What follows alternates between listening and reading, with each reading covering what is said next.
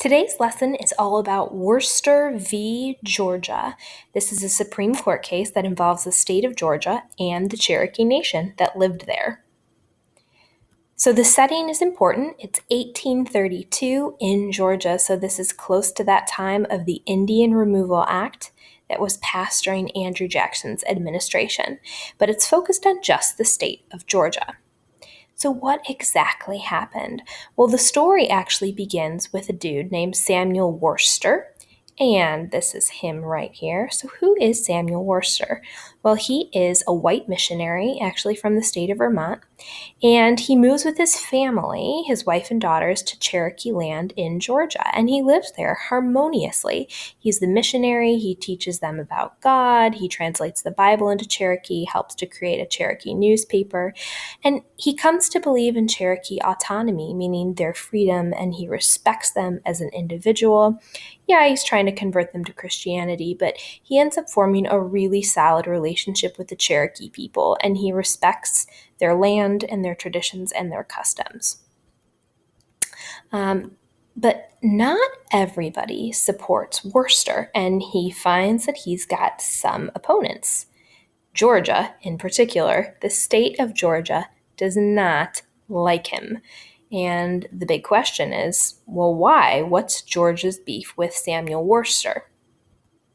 They want to control the Cherokee, right? The entire state of Georgia, in particular, this guy. He is the governor of the state, William Lumpkin. What a terrible last name.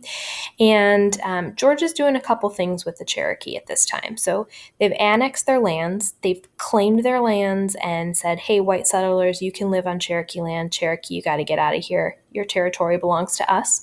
They've destroyed Cherokee courts and their rule of law.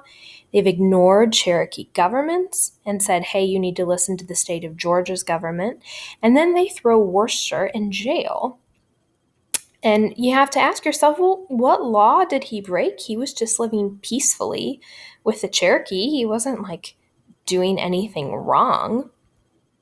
Well, the state of Georgia has this totally backwards law that said no white person can live on Cherokee land without a license from the state or without making an oath to defend the Constitution of Georgia. So you have to get permission from the Georgia government to go live on Cherokee land, and you need to pledge allegiance to Georgia. That sounds like a thing to protect natives, but it really isn't. It's about exerting control over them. So Worcester is found guilty of doing this, and he is sentenced to hard labor for 4 years' time. They release him early because one of his daughters is close to death, but still, he is found guilty of this crime of living on Cherokee land without a permit. And he sues the state of Georgia.